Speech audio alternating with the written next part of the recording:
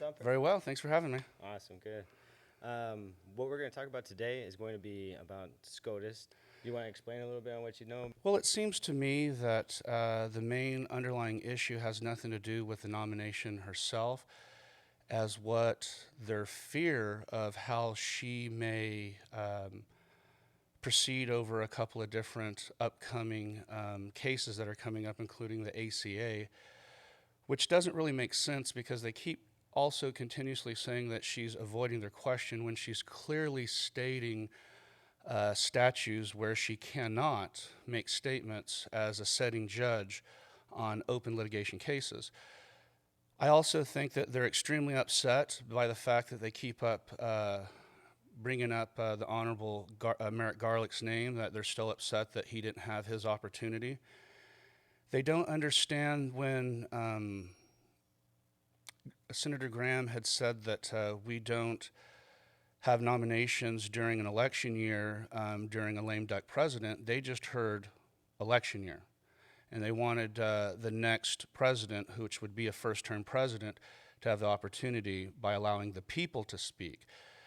While this election, we will definitely allow the people to speak when it comes to the upcoming presidential election. It's more about the fact that there has been precedent set where former presidents during a re-election year has allowed to make presidential nomination, or excuse me, Supreme Court nominations. I think they're trying to honestly delegitimize this process by saying it's illegitimate. Allowing the Senate to confirm and consult the president for a Supreme Court is actually in the Constitution. There's nothing illegitimate about this.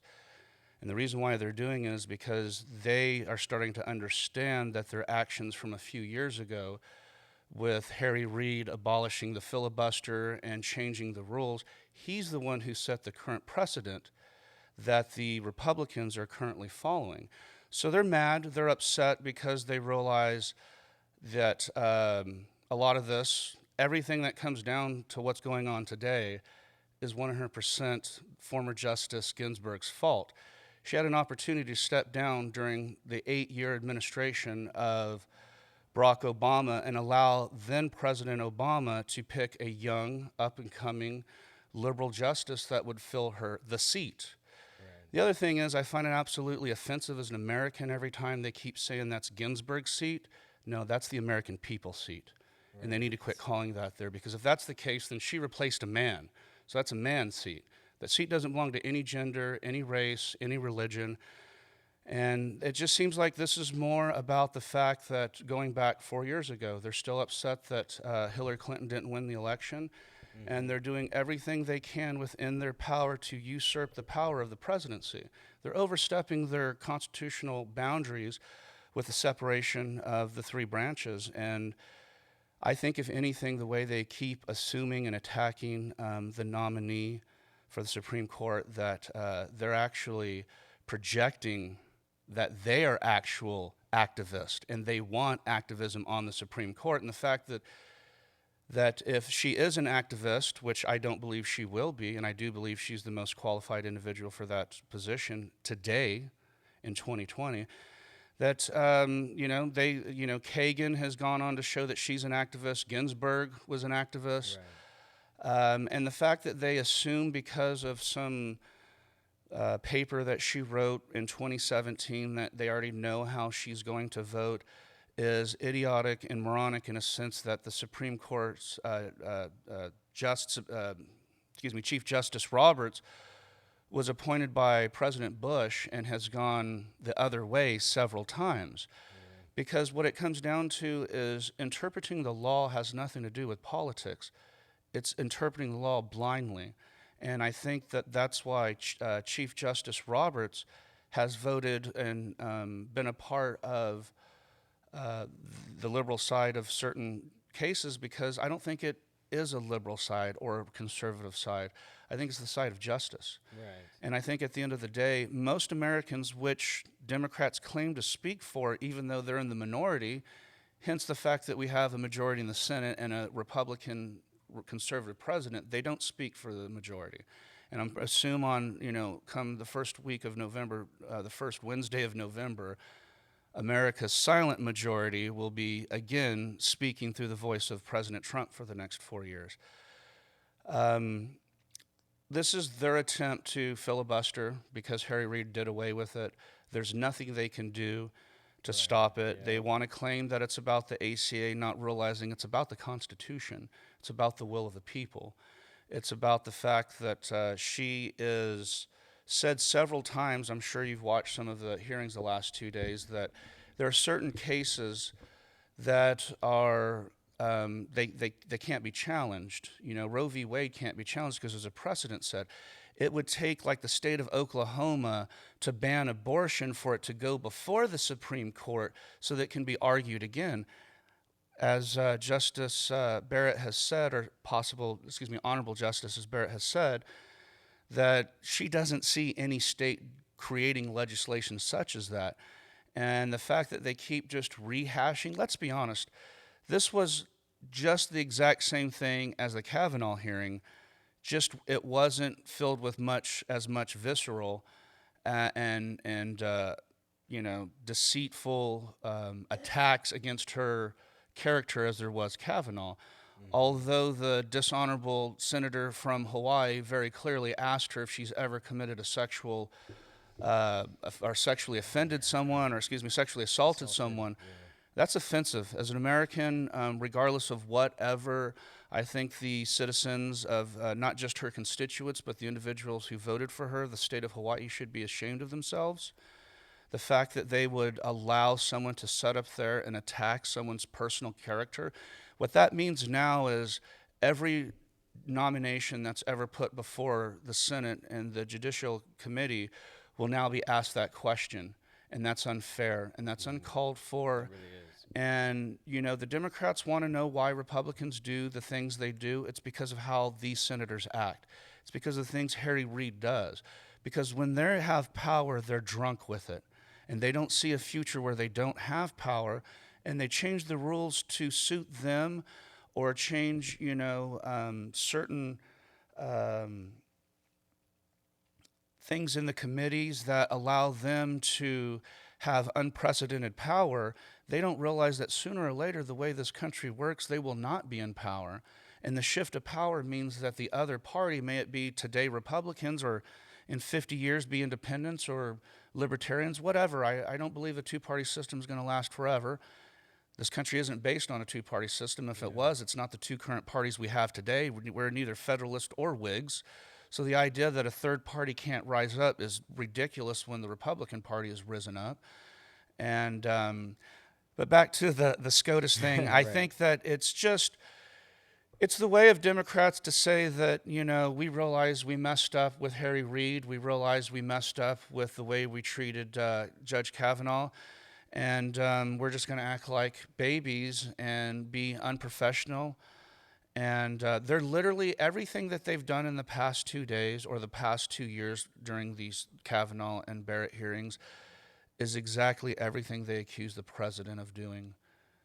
No decorum, no, professionalism, no integrity, no respect for the other individual. Definitely no integrity though. And, the fact that the Democrats are currently calling most Republicans on the committee hypocrites because of what Senator McConnell said 2 years ago during 5 years ago during the Merrick Garlick thing is, shut up. Everyone that's an elected official is a hypocrite. You have no platform to stand on when you stand on a platform of lies and deceit.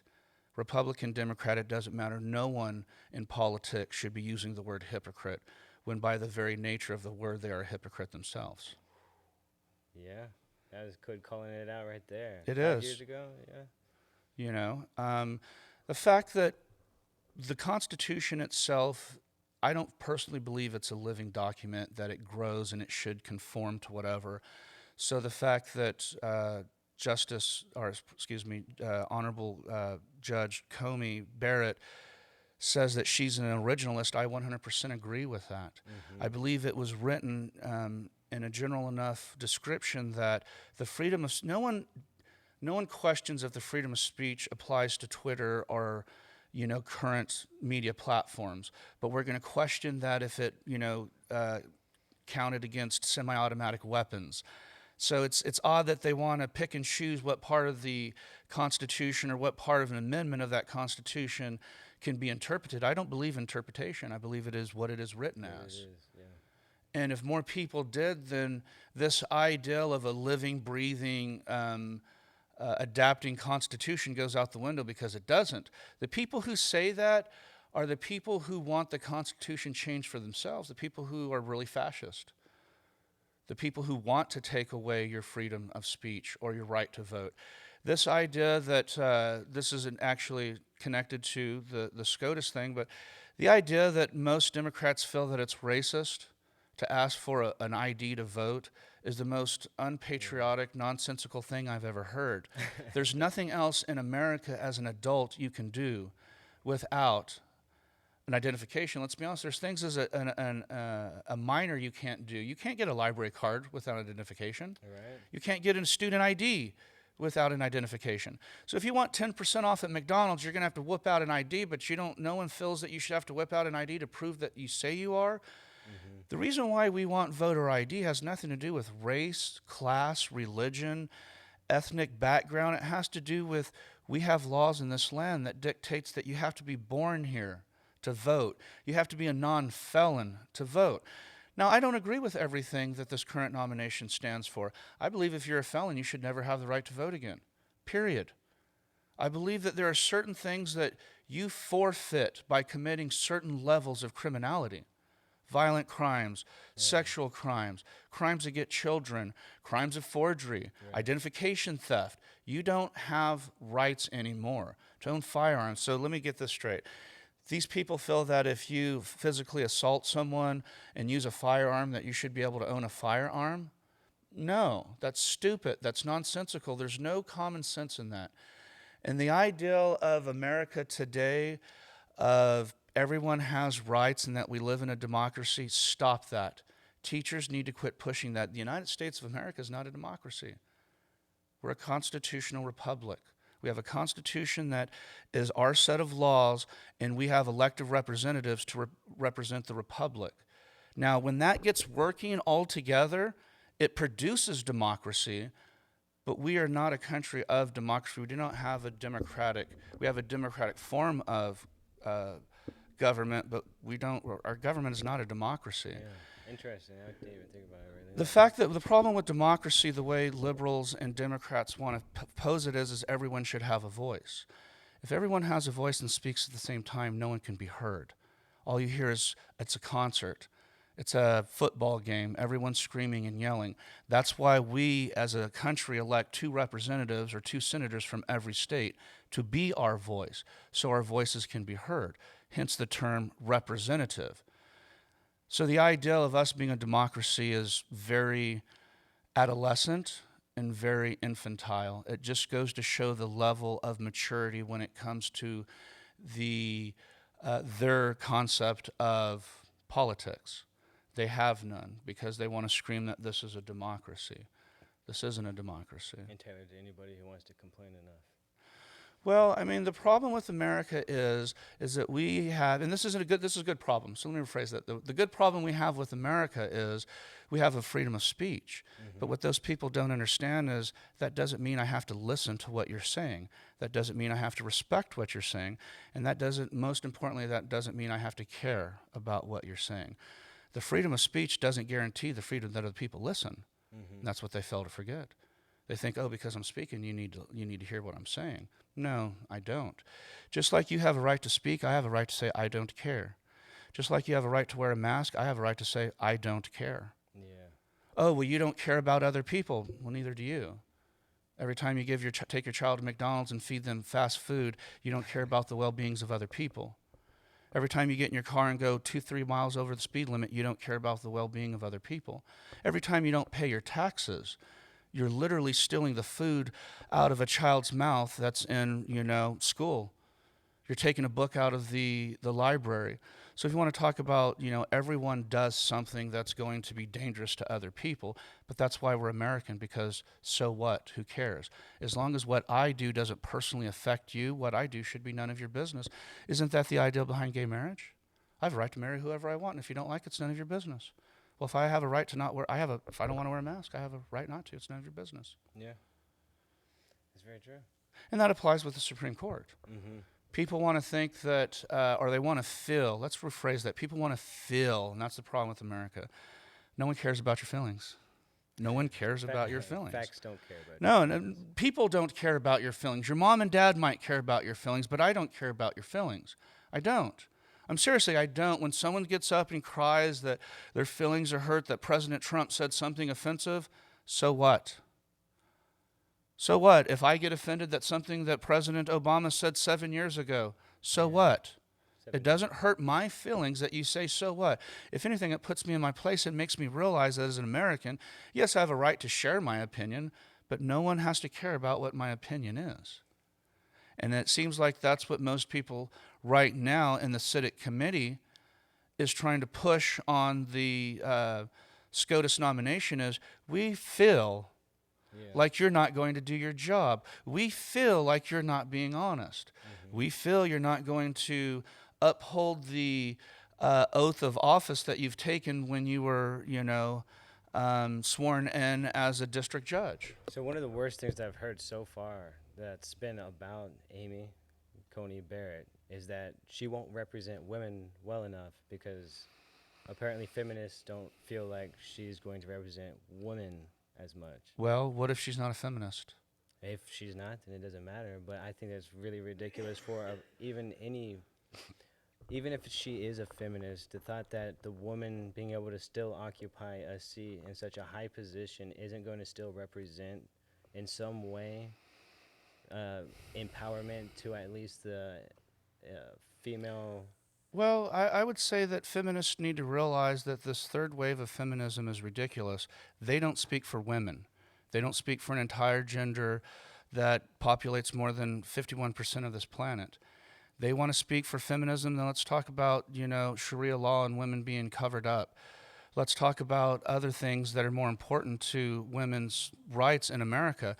Feminists want to talk about abortion being a right to a woman's body, but will attack you if you say that prostitution is about a woman's choice to her body.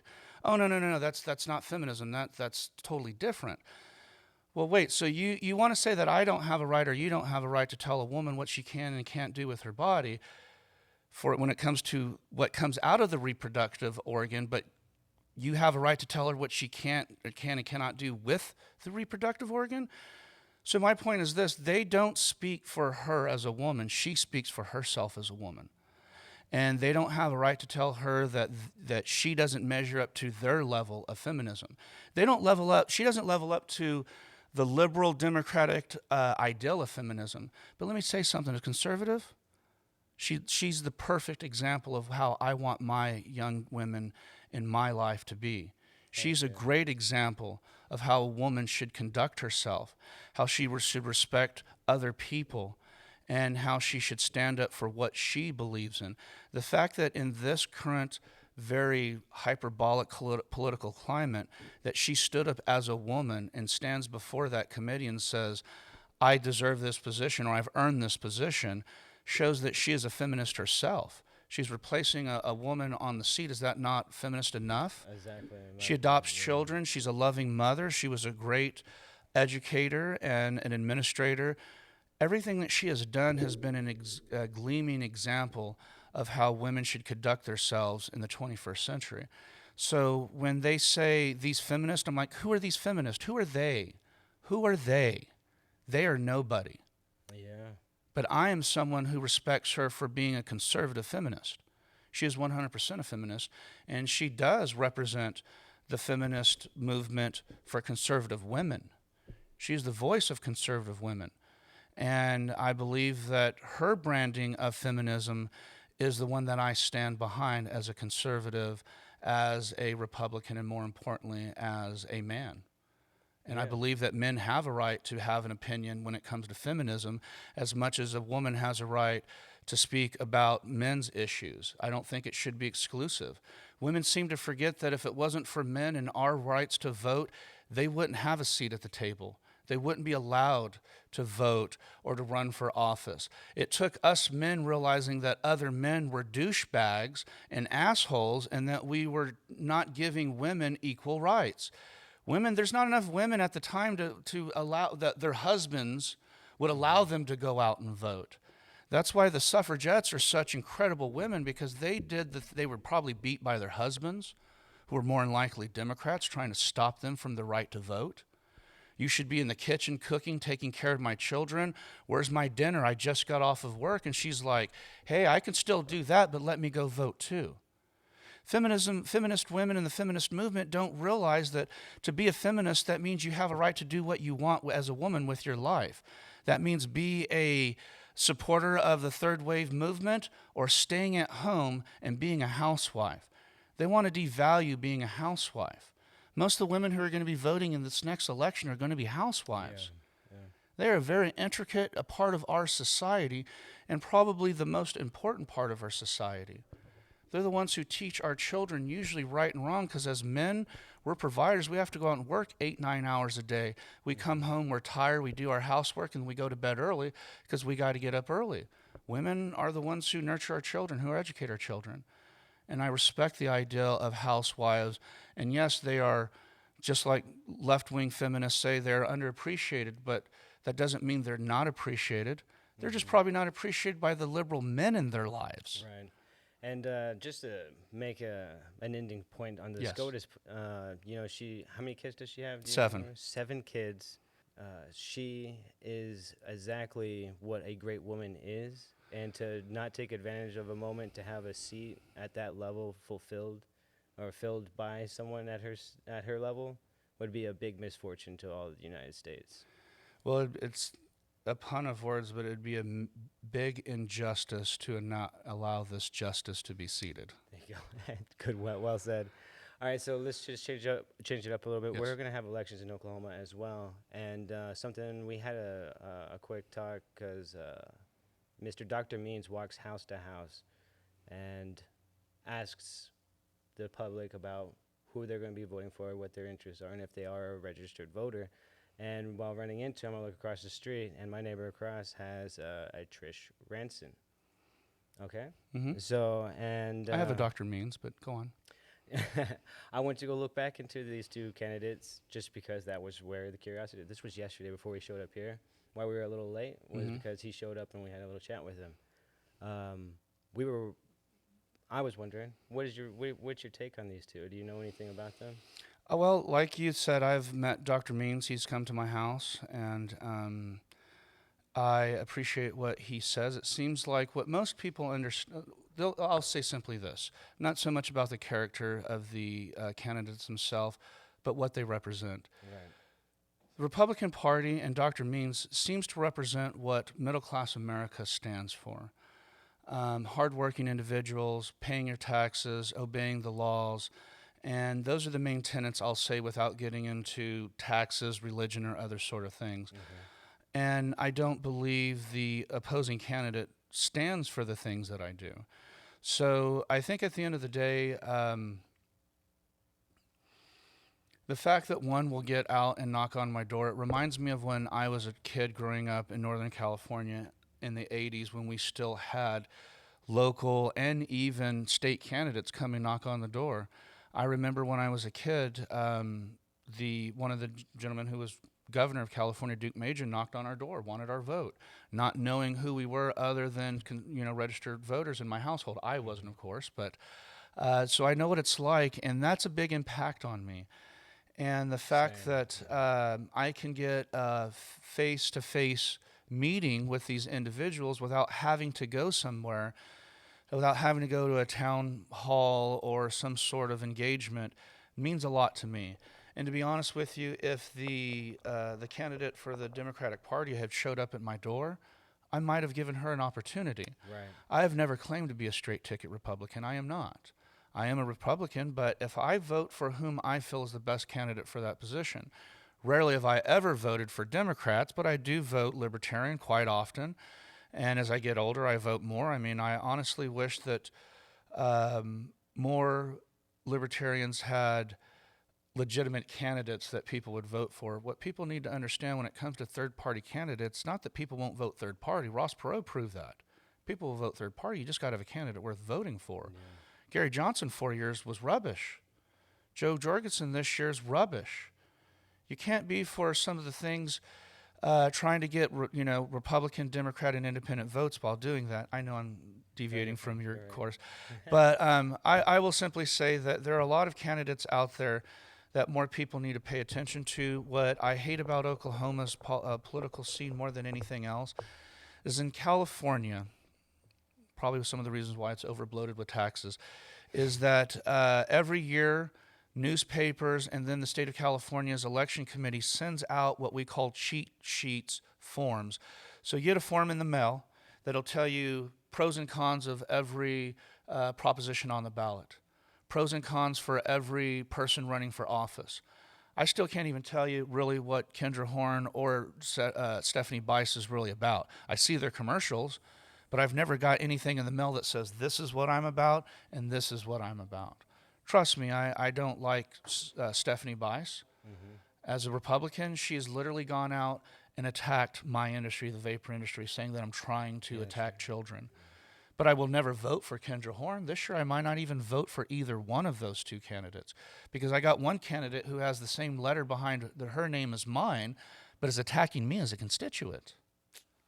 Yeah. So I think at the end of the day, to further my point about Dr. Means and Mrs. Ransom, Miss Ransom, whatever, Trish Ransom, is that you need to know exactly what they're standing for, what they're behind. Just because there's an R behind someone's name doesn't mean that there's something that's completely what you about for what you want.